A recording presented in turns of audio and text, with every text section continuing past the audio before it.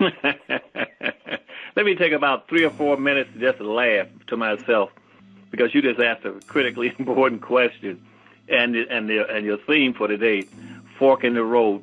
You know what the great irony there is, Rose, is that's exactly, and I can spell the word exactly, A-X-A-C-T-L-Y, exactly for you.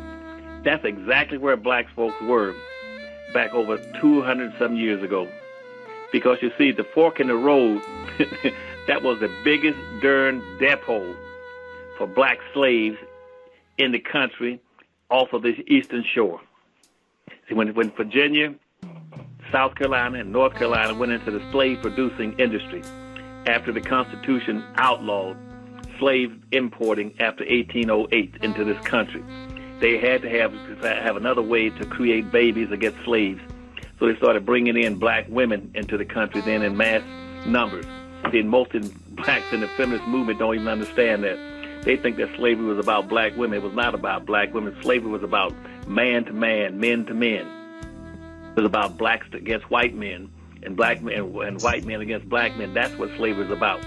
80% of all the slaves coming to the country were basically black men until the Constitution in 1789 says you got 25 years to cut out and no more bringing in slaves.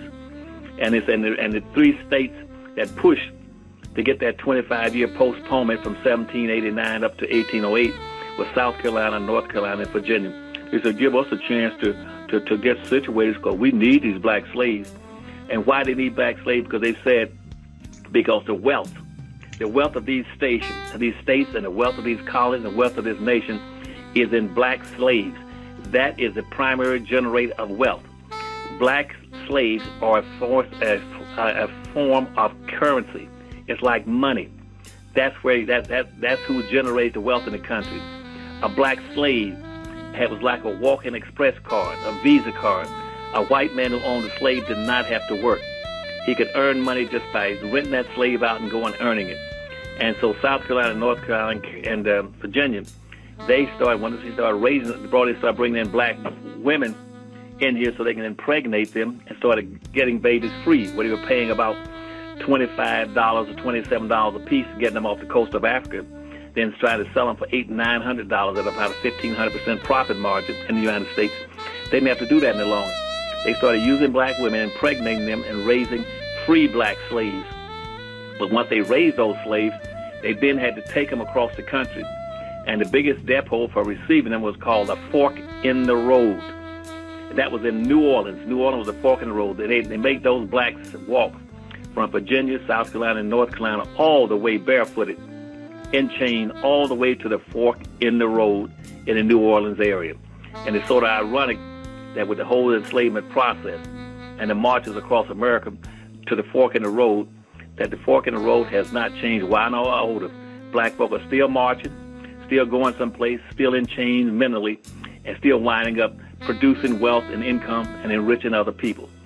Black folk have enriched every religion, every ethnic group, every culture. They've enriched in every nation. They've enriched everybody on the earth but themselves. They are the primary engineers of wealth. The wealth of this nation was built on the backs of black slaves and Indian land. And that is the primary generator of wealth in America. And our people have never fully understood that. They've been misled and bamboozled and believing that somehow that wealth in this nation is who you get along with.